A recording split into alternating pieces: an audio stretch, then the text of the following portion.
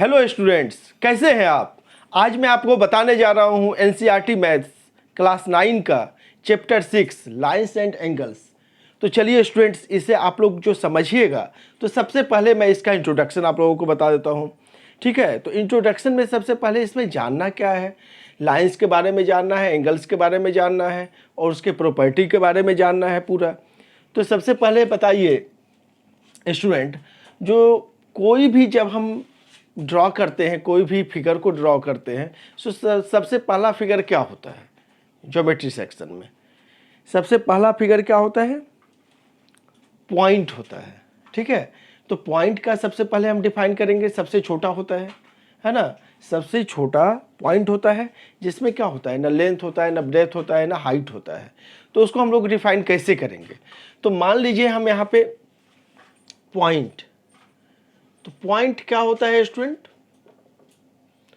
Point होता है, point is an exact location, यानी कहीं का भी जो हम इंडिकेशन करेंगे, लोकेशन देंगे, तो वहाँ एक हम पॉइंट दे दिए तो ये एग्जैक्ट लोकेशन हो गया। और ज्योमेट्री में ये सबसे छोटा फिगर हुआ जिसमें ना लेंथ होता है, ना ब्रेथ होता है, ना हाइट होता है। ठीक है स्टूडेंट, तो पॉइंट है। पॉइंट के बाद आते हैं लाइन। क्या होता है, लाइन के बारे में जानते हैं। तो ये एक्सरसाइज बताने से पहले मैं आप लोगों को ये इंट्रोडक्शन इसलिए देना चाहता हूँ, मैं जानता हूँ जो आप लोगों को बेसिक नॉलेज ये सब चीज़ का होगा, लेकिन जब चैप्टर स्टार्ट कर रहा हूँ तो ये सब मैं बता देना चाहता हूँ ताकि आप लोगों को और भी आसान हो एक्सरसाइज बनाने में। ठीक है स्टूडेंट, तो अच्छे से ध्यान दीजिएगा और अच्छी तरह से समझिए। तो लाइन क्या है, the straight path, straight path having no end point, no end point. Straight path होता है जिसमें एंड पॉइंट नहीं होता है, तो इसका मतलब हम ये खींच दिए, दोनों तरफ एरो डाल दिए, इसका मतलब क्या है, एंड पॉइंट नहीं है। एरो डाल दिए, सिर्फ एल लिख दिए या ए बी लिख दिए और दोनों तरफ एरो दे दिए या सिर्फ एल लिख दिए, तो ये क्या हो गया, लाइन हो गया। यानी दोनों तरफ आप एक्सटेंड कर सकते हैं endlessly, no any fixed point, no any end point, then it is line. अब चलिए लाइन से क्या आगे है, रे। रे के बारे में जानते हैं। रे क्या होता है स्टूडेंट, स्ट्रेट पाथ ये भी होता है, the straight path, straight path having only one and point. यह भी स्ट्रेट पाथ होता है लेकिन इसमें ओनली वन एंड पॉइंट, एक जगह इनिशियल पॉइंट होता है, स्टार्टिंग पॉइंट बोलिए या एंड पॉइंट बोलिए, जो जहां वो एंड होता है, और एक तरफ क्या होता है, एंडलेसली वो बढ़ते चले जाता है। तो हम लोग इसे यहाँ पे इस तरह से खींच सकते हैं, ए बी। तो इनिशियल पॉइंट, स्टार्टिंग पॉइंट या एंड पॉइंट ए को बोल सकते हैं, और बी क्या है, ये एक्सटेंडेबल है, जहां भी एक्सपेंड कर दीजिए ये और आगे बढ़ेगा। ठीक है स्टूडेंट, रे भी समझ गए, पॉइंट समझ गए, लाइन समझ गए, रे समझ गए। अब आता है लाइन सेगमेंट। लाइन सेगमेंट क्या होता है, ये भी क्या है, the straight path, the straight path having two end point and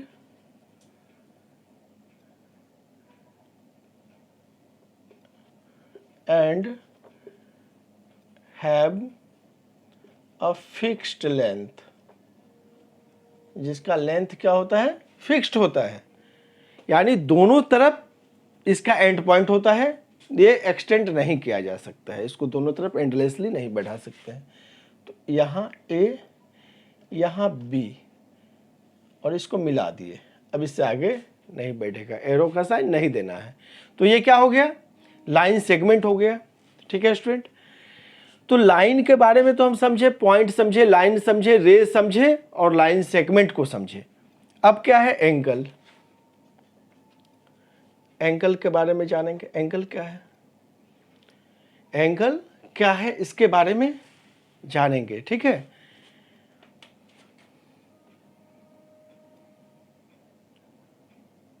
two lines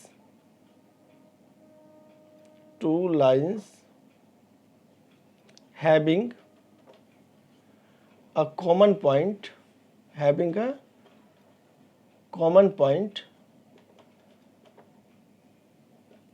it forms an angle।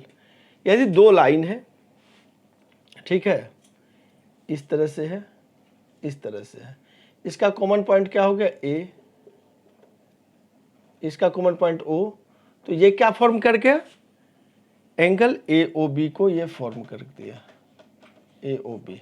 ठीक है, टू लाइन है और इसका कॉमन पॉइंट ओ है, तो ये जो फॉर्मेशन हुआ ये फिगर का क्या हो गया, एंगल हो गया। अब चलते हैं स्टूडेंट टाइप्स ऑफ एंगल के बारे में। जो एंगल जो है वो कैसे फॉर्म हुआ और कितना टाइप्स ऑफ एंगल होता है इसके बारे में जानते हैं। ठीक है,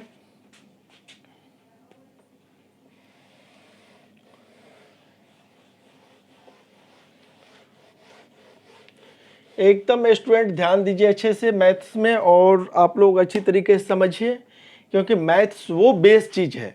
मैथ्स क्लास 10 के अंदर वो बेस है, वो आधार है। इसी को हथियार बनाकर आप हर सब्जेक्ट को ठीक कर सकते हैं। जिसका मैथ्स अच्छा है उसका सारा सब्जेक्ट अच्छा है, उसका फ्यूचर भी अच्छा होगा। इसलिए क्योंकि यदि आपका मैथ्स अच्छा है तो आपका आधा से ज़्यादा बर्डन जो है वो हट जाता है आपके माइंड से। क्योंकि ज़्यादातर स्टूडेंट का बोलता है जो मतलब जो मेरा मैथ प्रॉब्लम है और मैं मैथ में ही ज़्यादा लगा रहता हूँ, जिसके कारण और भी सब्जेक्ट खराब होता है। यदि आप मैथ को इजी कर लेंगे तो आपको ज़्यादा टाइम मिलेगा और आप दूसरे सब्जेक्ट में ज़्यादा ध्यान देंगे। और साथ साथ 9th 10th का मैथ जिसका अच्छा है उसको आगे चल के वो PCM ग्रुप में जाए या PCB ग्रुप में जाए, इंजीनियर बने या डॉक्टर बने, तो सबसे बड़ा चीज़ है उसे फिजिक्स केमिस्ट्री पढ़ना ही होगा। तो फिजिक्स केमिस्ट्री, मेडिकल में जा रहा है तो फिजिक्स केमिस्ट्री पढ़ना है, इंजीनियरिंग में जा रहा है तो मैथ्स तो लेना है, उसके लिए तो और भी ज़रूरत है। तो फिजिक्स केमिस्ट्री भी यदि हम सॉल्व करते हैं, बहुत सारे न्यूमेरिकल हैं जहाँ मैथ्स का जरूरी पड़ता है। तो मैथ्स आप यदि अच्छा कर लेते हैं तो आगे आपको दोनों कंडीशन में काम देगा। और साथ साथ यदि कोई स्टूडेंट सोचते हैं ना मेडिकल करेंगे ना इंजीनियरिंग करेंगे, सिंपल पढ़ाई करके और जनरल कंपटीशन का तैयारी करके मैं जॉब लूँगा, उसके लिए भी मैथ जरूरी है, क्योंकि जनरल कंपटीशन में भी आपको मैथ पूछा जाता है। तो मैथ को तो आपको हर हाल में अच्छा करना है, इसलिए आप लोग मैथ्स पे ध्यान दीजिए। और मैथ्स इजी सब्जेक्ट है, आप लोग अच्छे से ध्यान दीजिएगा तो कुछ नहीं है, और जब ये कुछ नहीं है तो अदर सब्जेक्ट आपके लिए बहुत ही अच्छा हो जाएगा, क्योंकि आपके पास टाइम ही टाइम रहेगा फिर आपको उसका तैयारी करने के लिए। ठीक है, तो चलते हैं स्टूडेंट, अब हम जो बता रहे थे एंगल के बारे में, टाइप्स ऑफ एंगल। तो क्या होता है, जैसे फर्स्ट नंबर, यदि हम एक लाइन यहाँ से इस तरह से ड्रॉ किए और ये ड्रॉ किए, ठीक है, तो ये क्या बना, एक एंगल बना, एंगल फॉर्म हुआ है यहाँ, ये। उसके बाद एक और हम लाइन इस तरह से ड्रॉ किए, इसको हम इतना छोटा कर देते हैं, ये ड्रॉ किए, ये भी एंगल बना। तो आप बता सकते हैं ये दोनों में कौन सा एंगल बड़ा है, ये बड़ा है या ये बड़ा है, कौन सा बड़ा है, या ये बड़ा है, कौन सा बड़ा है, आप बता सकते हैं।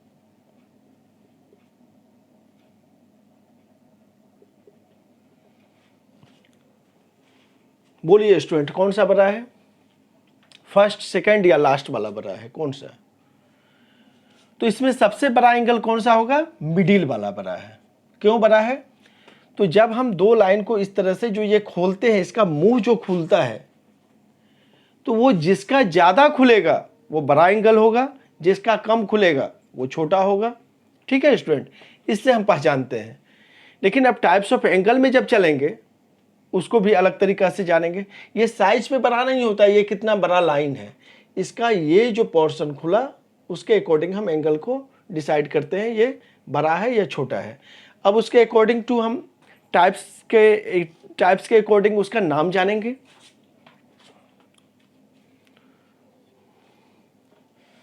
फर्स्ट होता है स्टूडेंट, फर्स्ट है आपका जीरो एंगल। जीरो एंगल क्या होता है? तो जैसे स्टूडेंट अभी मैंने बताया था, जो एंगल को फॉर्म करने के लिए दो लाइन की ज़रूरत है, हर हाल में ज़रूरत है। तो उसी तरह से यदि मान लीजिए हम एक लाइन इधर खींचे, एक लाइन इधर खींचे, तो एंगल तो फॉर्म हुआ। ठीक है, अब हम तो यहाँ मुंह खुला तो एंगल तो कुछ ना कुछ निकलेगा। ठीक है, अब हम एक लाइन को यहाँ खींचे, अब फिर दूसरा लाइन फिर हम इसी पे खींच दिए, यहाँ भी एंगल फॉर्म हुआ, ये पॉइंट है, यहाँ भी एंगल फॉर्म हुआ। तो कितना का एंगल फॉर्म हुआ? ये 0 डिग्री। कितना का? 0 डिग्री। तो सिर्फ हम पॉइंट डाल दिए तो ये 0 डिग्री हो गया। यानी ये लाइन खींचे हम और इसी पे लाइन खींचे तो एंगल तो हम फॉर्म किए। इसका इनिशियल पॉइंट कहाँ पे है? ये है कॉमन पॉइंट, इसका ओ, यहाँ कॉमन पॉइंट है। तो ओ जो कॉमन पॉइंट है, तो ये कितना एंगल बना? 0 डिग्री बना। तो इसका हम डिफाइन कर सकते हैं, the angle whose measure is 0 degree is called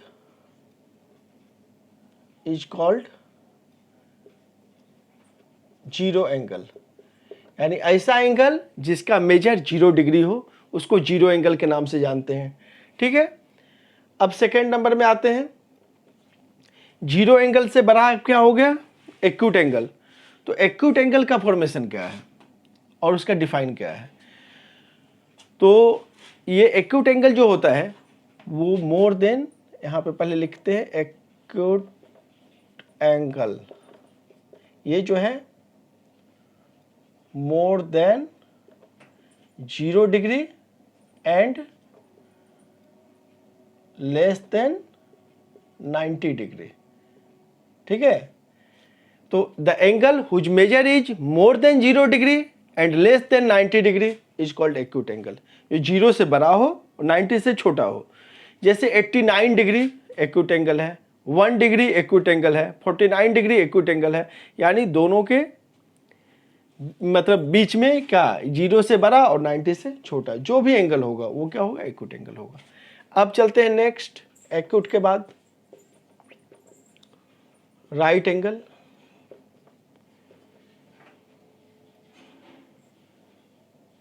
exact 90 degree, यानी the angle whose measure is exact 90 degree, जिसका मेजर 90 डिग्री होगा। तो इसका हम बता देते हैं, ये 90 का जो होता है ये इस तरह से होता है, यानी एक क्वाड्रेंट, ये जो क्वाड्रेंट बना ये 90 डिग्री बना। और हम आपको बताया था एक्यूट एंगल मोर देन 0 लेस देन 90। तो इसका जो बनाएंगे तो ये तो स्ट्रेट लाइन एक आप नीचे खींच लीजिएगा इस तरह से ऐसे, और दूसरा ऐसे सीधा यदि दे रहे हैं क्वाड्रेंट बना रहे हैं तो 90 हो जाएगा, उससे थोड़ा कम कर दीजिएगा, ये आ जाएगा आपको एक्यूट एंगल के लिए। ठीक है, और 90 के लिए डायरेक्ट इस तरह से परपेंडिकुलर लाइन और ये, यानी एक क्वाड्रेंट बना दीजिए। अब चलते हैं राइट के बाद क्या है? Obtuse angle. ऑब्ट्यूस एंगल क्या है student? More than 90 degree and less then 180 degree. यानी जो 90 से ज्यादा हो, 180 से कम हो, 95 डिग्री, 109 डिग्री, 150 डिग्री, 179 डिग्री, ये सारा क्या है? ऑब्ट्यूस एंगल है। तो हम जानते हैं ऑब्ट्यूस एंगल जो है क्या है? 90 से ज़्यादा, 180 से कम। तो यहाँ जैसे लाइन है 90, ऐसे परपेंडिकुलर डालेंगे 90 हो जाएगा, तो हम ऐसे डाल दिए 90 से ज़्यादा हो गया और 180 से कम हो गया। तो ये क्या हो गया? ऑब्टूस एंगल। नेक्स्ट है student 5th number, straight angle. Straight angle, ठीक है। स्ट्रेट एंगल क्या होता है? 180 डिग्री, जिसका मेजर इस तरह से सेमी सर्कल बना दीजिए यहाँ पॉइंट डालकर, जिसका मेजर 180 डिग्री होगा स्ट्रेट एंगल होगा, जिसका measure 180 degree straight angle. Next चलते हैं 6 number, reflex angle. Reflex angle क्या होता है? More than 180 degree and less then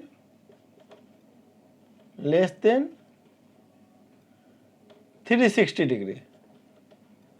more than 180 degree, less than 360 degree क्या हो जाएगा? रिफ्लेक्स हो जाएगा। तो जैसे मान लीजिए ये लाइन था इस तरह से, ये रिफ्लेक्स हो गया। स्ट्रेट हम खींचे थे तो 180 था, उसको और इधर ले आए तो ये जो एंगल बना मोर देन 180 लेस देन 360, इसको हम लोग बोलेंगे रिफ्लेक्स एंगल। लास्ट है आपका complete angle. Complete angle 360 degree को कंप्लीट एंगल बोलते हैं। इसको कैसे बनाएंगे? यहाँ पे पॉइंट डाले, गोल सर्कल दे दिए, यानी इसके चारों ओर पूरा गोल में जितना भी एंगल बनेगा सबको सम करके sum of the angle around a point is 360 degree. ठीक है स्टूडेंट, तो ये 360 का हो गया कंप्लीट एंगल। तो मुझे उम्मीद है जो आपको ये समझ में आया होगा। अब चलते हैं और कुछ जानने के लिए इसके बारे में।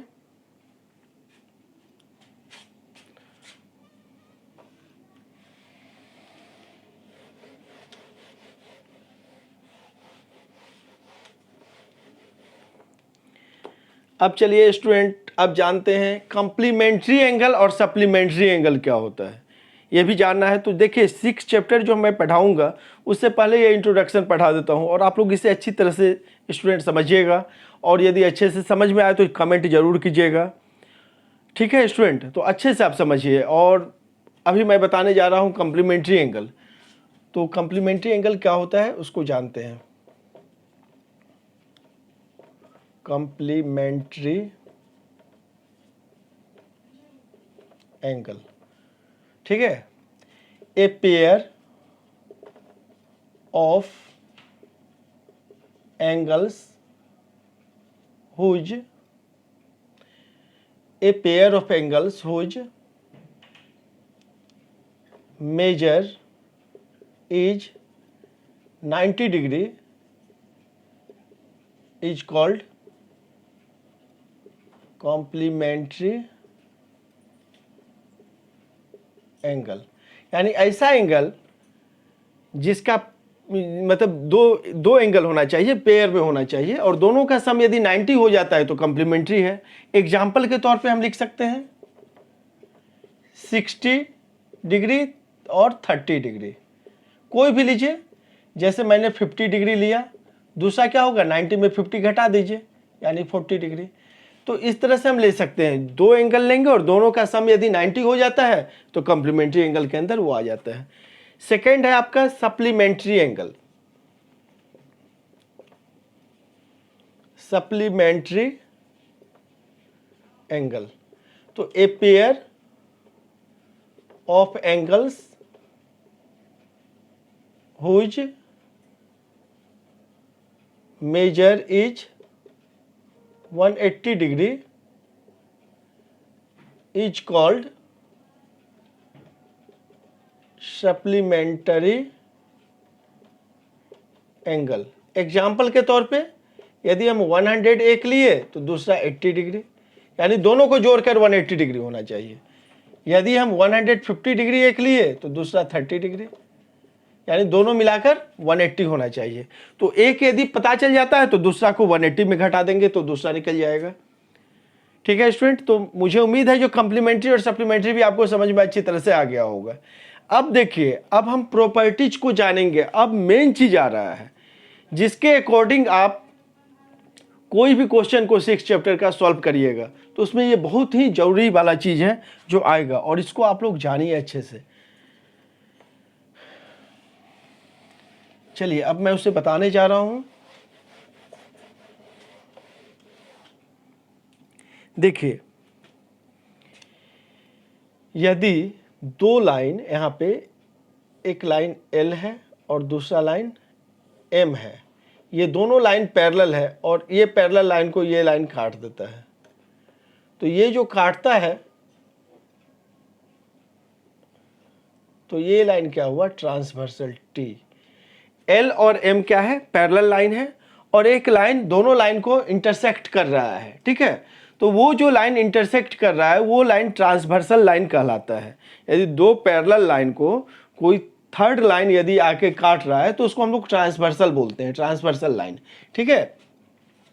तो ये जो काट रहा है तो ये एंगल फॉर्म कर रहा है, एक एंगल यहाँ बना रहा है 1, फिर 2, इधर 3, 4, 5, 6, 7, 8, इतना एंगल ये फॉर्म किया, ठीक है।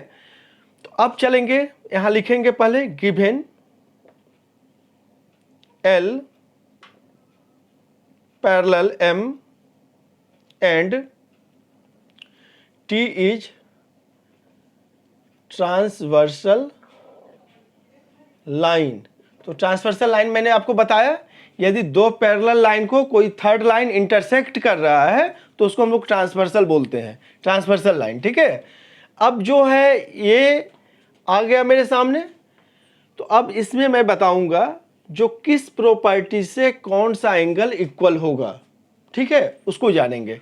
जैसे एंगल 1 है और एंगल 5, यहाँ जो एंगल होगा इस पोजीशन पे और यहाँ जो एंगल होगा 5 के पोजीशन पे, ये दोनों इक्वल होगा। 3 के सामने जो होगा वो 6 के इक्वल होगा। तो ये तो बोलेंगे और ये मैं बताऊंगा जो मतलब ये इक्वल है, लेकिन इसके साथ साथ उसका प्रॉपर्टी लिखना पड़ेगा, कौन सा प्रॉपर्टी से इक्वल है। तो उसी चीज़ को आज मैं बताने जा रहा हूँ। तो यहाँ लिखेंगे टू शो इक्वल, इक्वल दिखाने का property, first number corresponding, corresponding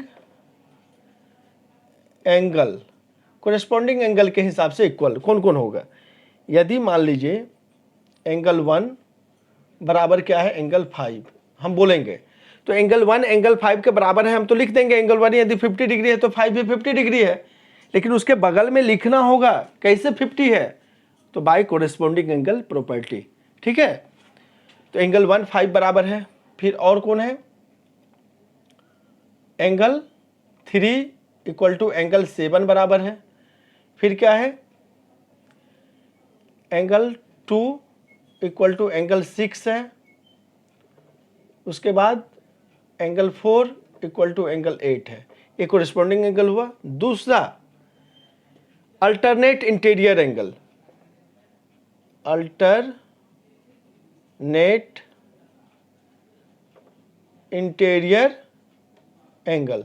तो अल्टरनेट इंटीरियर में कौन है, ये दोनों लाइन के अंदर वाले को इंटीरियर हम लोग जानते हैं, बोलते हैं, किसी के अंदर है तो इंटीरियर है, किसी के बाहर है तो एक्सटीरियर है। तो दोनों पैरेलल लाइन के बीच में कौन कौन आ रहा है, 3 4 5 6, यही एंगल आ रहा है, तो यानी ये क्या है, इंटीरियर एंगल है। तो अल्टरनेट इंटीरियर खोजना है इसमें, इंटीरियर में अल्टरनेट।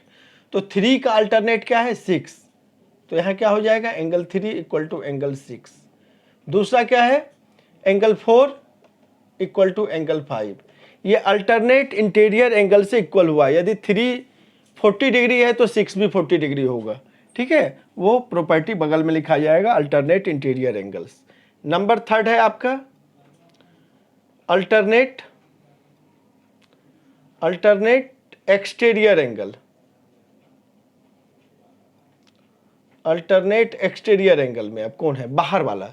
तो 1 एंगल 1 इक्वल टू एंगल 8 और एंगल 2 इक्वल टू एंगल 7, ये बराबर होगा कौन सा प्रॉपर्टी से, अल्टरनेट एक्सटीरियर एंगल प्रॉपर्टी से ये बराबर होगा, ठीक है।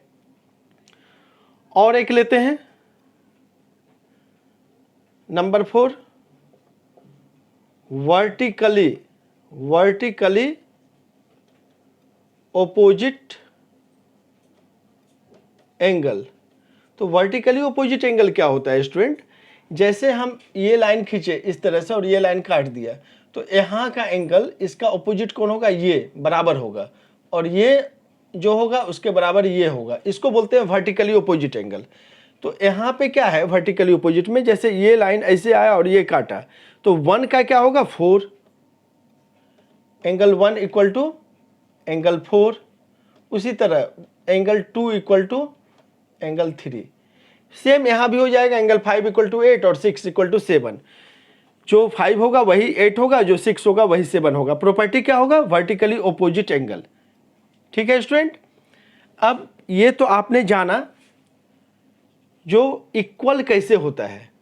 अब आप जानिएगा टू सम 180 डिग्री। अब क्या जानेंगे? To sum 180 degree. अब किसको किसको जोड़ने पर 180 डिग्री होगा? कौन कौन सा एंगल को जोड़ने पर 180 डिग्री होगा? तो फर्स्ट नंबर में है आपका लीनियर पेयर। लीनियर पेयर बोलते हैं इसको। तो लीनियर पेयर में क्या है स्टूडेंट? जैसे कोई भी स्ट्रेट लाइन है, इस तरह से खींचे और यहाँ पे एक रे डाल दिए। पहले तो स्ट्रेट लाइन ये होना चाहिए, एक रे डाल दिए, तो ये एंगल 1 और ये एंगल 2, ये दोनों मिलकर क्या हो गया? Linear pair. यानी एक लाइन पे एक पेयर एंगल बनता है स्ट्रेट लाइन पे, तो वो दोनों को जोड़ने पर 180 डिग्री होता है, उसी को लीनियर पेयर बोलते हैं। तो यहाँ लीनियर पेयर कौन बना? 1 2। तो यहाँ लिखेंगे एंगल 1 प्लस एंगल 2 180 डिग्री। फिर 2 4 इधर से आएंगे तो ये लाइन बन गया, और ये 2 4 स्ट्रेट लाइन पे है, तो यहाँ लिख सकते हैं एंगल 2 प्लस एंगल 4। इस तरह से हम लिख सकते हैं। फिर यहाँ 1 3 एंगल 1 प्लस एंगल 3। फिर लिख सकते हैं एंगल 3 4 एंगल 3 प्लस एंगल 4। तो ये सब जोड़ेंगे तो क्या हो जाएगा? 180 डिग्री। और इसका प्रॉपर्टी क्या लिखेंगे? Linear pair. दूसरा नंबर में आते हैं स्टूडेंट, लीनियर पेयर समझ गए। अब चलते हैं को इंटीरियर एंगल। को इंटीरियर एंगल, को इंटीरियर एंगल्स यहां लिख रहे हैं इसके नीचे। तो को इंटीरियर में क्या है? जैसे ये दोनों पैरेलल लाइन है ना, इसके बीच में same side of the transversal, ये ट्रांसवर्सल लाइन जा रहा है, अंदर में सेम साइड में कौन कौन है? 3 5 इधर है, 4 6 इधर है। तो यहाँ लिख सकते हैं angle 3 plus angle 5 angle 4 plus angle 6। ये हो गया हमारा को इंटीरियर एंगल से, या sum of the consecutive angle भी बोल सकते हैं इसको, sum of the adjacent angle भी बोल सकते हैं, या sum of the angles on the same side of the transversal भी बोल सकते हैं। लेकिन सबसे आसान लैंग्वेज में मैं बताया आपको को इंटीरियर एंगल्स, जो बुक में भी यूज होता है और लिखा हुआ रहता है, उसी का आप यूज करें। ऐसे मैं चारों नाम आपको बता दिया, उससे भी आप याद कर सकते हैं, लेकिन जो मेन है वो बता दिए। को इंटीरियर एंगल्स इसको बोलते हैं। 3 + 5 4 + 6 इसमें आ गया। इससे क्या होता है? ये 180 डिग्री फॉर्म करता है। अब थर्ड नंबर एक तो और देखते हैं। लीनियर पेयर तो आपने समझ लिया, लेकिन अब इसी पोजीशन पे यदि आपको आ जाए, ये फॉर्म किया लीनियर पेयर, ये स्ट्रेट लाइन है ए बी, स्ट्रेट लाइन ओ, ये सी, तो यहाँ 2 ठो एंगल फॉर्म किया, ये दोनों लीनियर पेयर फॉर्म किया। लेकिन अब मैं यहाँ और एक एंगल फॉर्म करा देता हूँ, यहाँ लीजिए डी। अब 3 एंगल हो गया। अब चाहे तो यहाँ एक और एंगल फॉर्म करा दिए हम ई। अब कितना हो गया? 1 2 3 4 एंगल फॉर्म हो गया, और एक ही स्ट्रेट लाइन पे AOB पे। AOB क्या है? एक स्ट्रेट लाइन है, और उस पर यदि एक रे हम खींचते सिर्फ तो 2 एंगल फॉर्म होता, तो सप्लीमेंट्री एंगल यानी लीनियर पेयर में चले जाते। लेकिन मोर देन 2 एंगल, अब वो 3 एंगल हो जाए, 4 एंगल हो जाए, 5 एंगल हो जाए, जितना भी हो जाए एक स्ट्रेट लाइन पे, तो उसका प्रॉपर्टी हम लीनियर पेयर नहीं लिखेंगे वहाँ, क्या लिखेंगे? Sum of the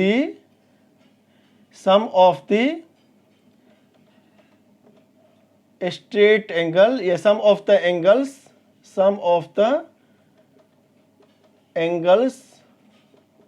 on the straight line at the same point is 180 degree. यानी sum of the angles on the straight line at the same point is 180 degree. यानी एक स्ट्रेट लाइन पे जितना भी एंगल होगा सबका सम, यदि एक ही पॉइंट से वो सब एंगल फॉर्मेशन हो रहा है तो उसका सम 180 डिग्री होगा। ठीक है, अब तो ये 100 to 100 सम 180 डिग्री मैंने बताया, लेकिन और एक एक्स्ट्रा मैं बता देता हूँ इसमें, जो 360 डिग्री कैसे फॉर्म होता है। नंबर 4 में यदि आपका एक लाइन है और यहाँ O पॉइंट है, यहाँ से आया, इतना एंगल फॉर्म किया इस O पॉइंट से, तो 1 2 3 4 5 6 एंगल फॉर्म किया। अब ये 6 एंगल का जो है टोटल का सम कितना होगा? 360 डिग्री। इसका प्रॉपर्टी क्या लिखेंगे?